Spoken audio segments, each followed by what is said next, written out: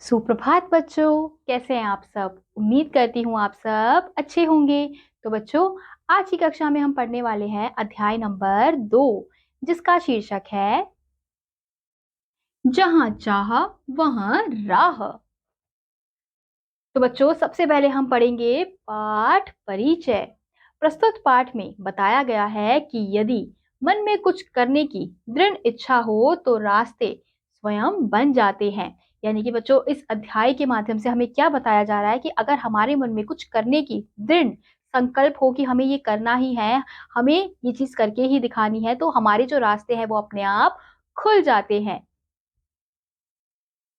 शिखा अपनी कक्षा से निकलकर पुस्तकालय की ओर जा रही थी। तभी पीछे से किसी ने उसे आवाज दी। उसने मुड़कर देखा तो उसका साथी नीरज खड़ा था। शिखा ने मुस्कुराकर पूछा, नीरज, तुम्हारी पढ़ाई कैसी चल रही है? नीरज बोला, पढ़ाई तो ठीक चल रही है, पर मेरे पास कुछ विषयों की पुस्तकें नहीं हैं। तुम तो जानती हो, मेरे पिताजी की आमदनी बहुत कम है। उनसे पुस्तकें खरीदने के लिए रुपए मांगना मुझे अच्छा नहीं लगता।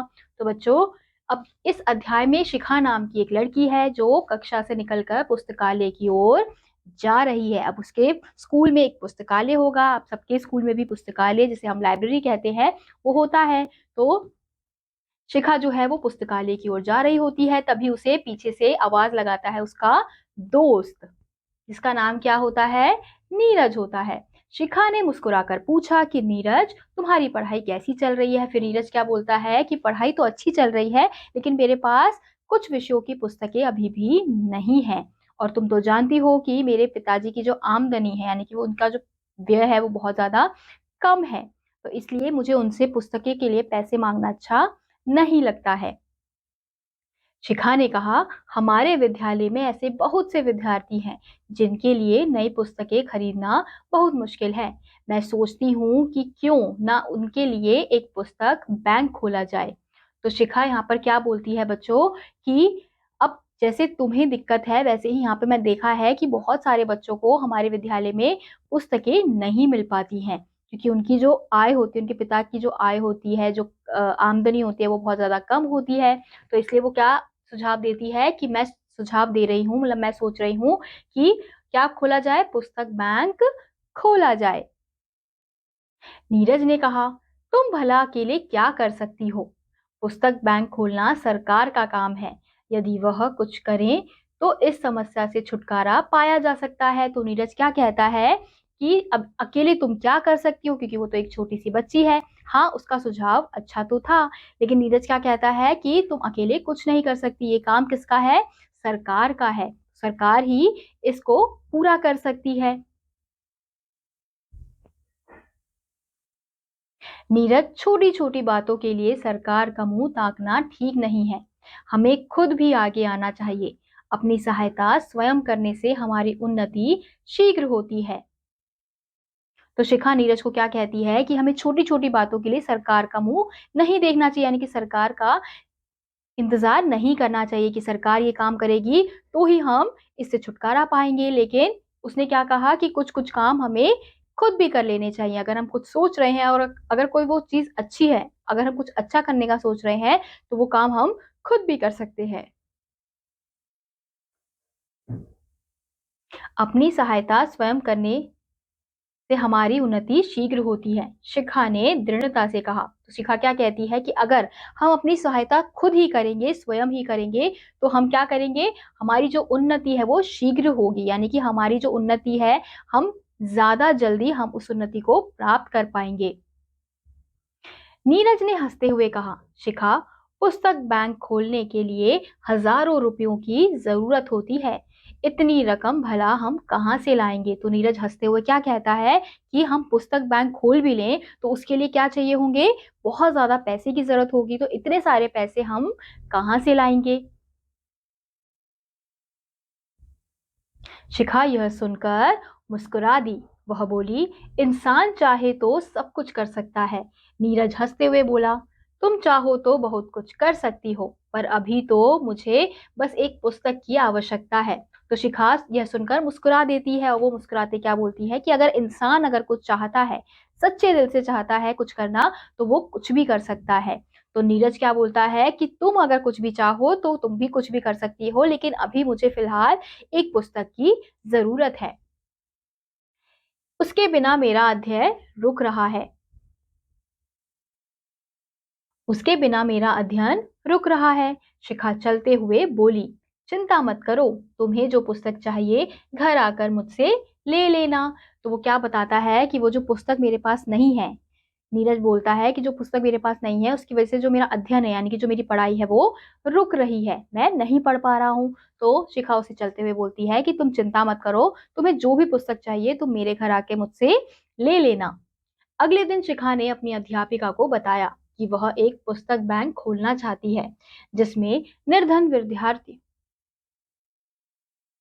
जिसमें निर्धन विद्यार्थियों को पढ़ने के लिए निशुल्क पुस्तकें दी जाएं। पुस्तक बैंक के लिए पुस्तकें खरीदने के लिए विद्यार्थियों, शिक्षकों और शहर के लोगों से चंदा लिया जाएगा।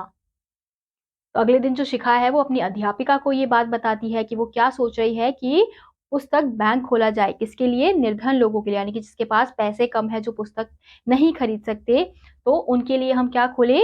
पुस्तक बैंक खोले और उन्हें निशुल्क पुस्तकें दी जाए, यानी कि उनसे किसी भी प्रकार का कोई पैसा ना लिया जाए। पुस्तक बैंक के लिए पुस्तकें खरीदने के लिए हमें क्या करना होगा? शिक्षकों और शहर के लोगों से हमें चंदा लेना होगा। अध्यापिका शिखा की बात सुनकर बहुत प्रसन्न हुई।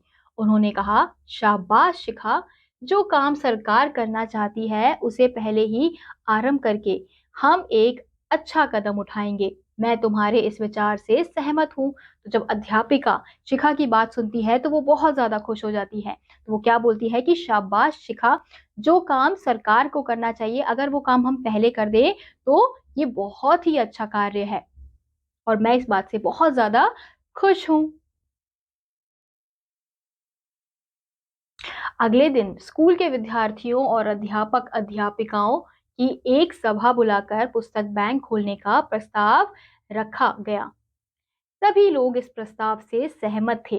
फिर जल्दी ही पुस्तक बैंक के लिए चंदा इकट्ठा किया जाने लगा। फिर अगले दिन क्या हुआ कि विद्यार्थियों और अध्यापक अध्यापिकाओं की एक सभा बुलाई गई, यानी कि एक मीटिंग रखी गई। फिर उसमें पुस्तक बैंक का प्रस्ताव रखा गया, सुझाव रखा गया कि हम ऐसे बच्चों के लिए जो पुस्तक नहीं खरीद सकते हैं, जिनके पास इतने पैसे नहीं है, हम उनके लिए क्या कर सकते हैं? पुस्तक बैंक खोल सकते हैं। इस प्रस्ताव में सहमत थे, यानी कि सभी लोग इस प्रस्ताव में सहमत हो गए थे। फिर जल्दी ही पुस्तक बैंक के लिए चंदा इकट्ठा किया जाने लगा। सबने दिल खोलकर चंदा दिया। किसी ने रुपए दिए तो किसी ने पुरानी पुस्तकें दी। शीघ्र ही पुस्तक बैंक खुल गया। पहले ही साल विद्यालय के लगभग 200 निर्धन विद्यार्थियों को पुस्तक बैंक ने पुस्तकें दी।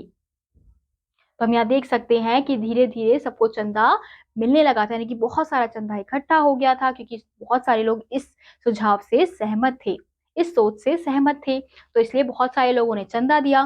फिर जल्दी ही पुस्तकालय में क्या खुल गया? एक पुस्तक बैंक खुल गया, जिसमें निर्धन लोगों को क्या दिया जाने लगा? पुस्तक दिया जाने लगा। जैसे कि हम यहाँ देख सकते हैं कि जो बच्चे पुस्तक नहीं खरीद सकते हैं उनको क्या दिया जाने लगा? पुस्तकें स्कूल से, यानी कि विद्यालय से ही दी जाने लगी। अब वो आराम से अपना अध्ययन कर सकते हैं।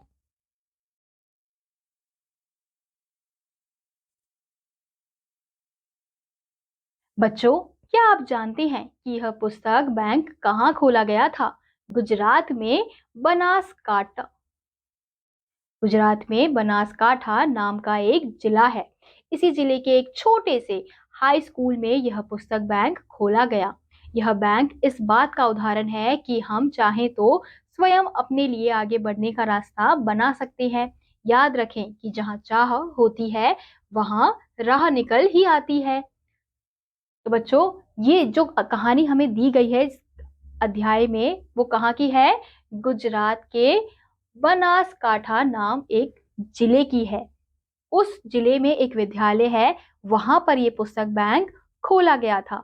तो इस अध्याय से क्या शिक्षा मिलती है कि अगर हम कुछ चाहें, खुद करना तो हम वो चीज़ कर सकते हैं, हमें किसी और का इंतज़ार करने की ज़रूरत नहीं है। अगर कोई कार्य हम अच्छा करने का सोच रहे हैं, तो उसके लिए हमें इंतज़ार करने की ज़रूरत नहीं है कि कब सरकार ऐसा कदम उठाएगी, कब ऐसा होगा, कब वैसा होगा। हम अगर चाहें तो वो हम खुद भी कर सकते हैं, इसलिए कहा जाता है कि जहाँ चाहा वहाँ राहा। अब जैसे शिखा ने कोई चीज़ सोची, वो बहुत अच्छी चीज़ सोची थी, तो उसने क्या किया, अपने अध्यापिका को बताया, फिर अध्यापिका ने पूरे स्कूल में ये बात का सुझाव रखा और सबको ये बात अच्छी लगी। फिर धीरे-धीरे इसका राह भी, यानी कि इसका उपाय भी मिल गया कि किस प्रकार से हम पुस्तक बैंक बना सकते हैं। अगर वो सरकार का इंतज़ार करते तो वो बहुत टाइम लग जाता, बहुत समय लग जाता। तो इसलिए कहा जाता है कि ज़रूरतमंद की यथासंभव सहायता करनी चाहिए। किसी कार्य को करने के लिए दृढ़ इच्छा शक्ति होनी चाहिए, यानी कि अगर आप कोई कार्य करना चाहते हो, तो अपने अंदर एक दृढ़ शक्ति लाओ कि मैं ये कार्य करके रहूँगा, ये कार्य मैं कर सकता हूँ। ये दृढ़ शक्ति अगर आपके अंदर होगी, तो आप कोई भी कार्य आसानी से पूरा कर सकते हैं। तो इसी के साथ बच्चों, आज का यह अध्याय यहीं समाप्त होता है। उम्मीद करती हूँ आपको यह अध्याय समझ आया होगा। मैं आपसे मिलूंगी अगली कक्षा में, तब तक के लिए आप सभी बच्चे पढ़ते रहिए और खुश रहिए। बाय।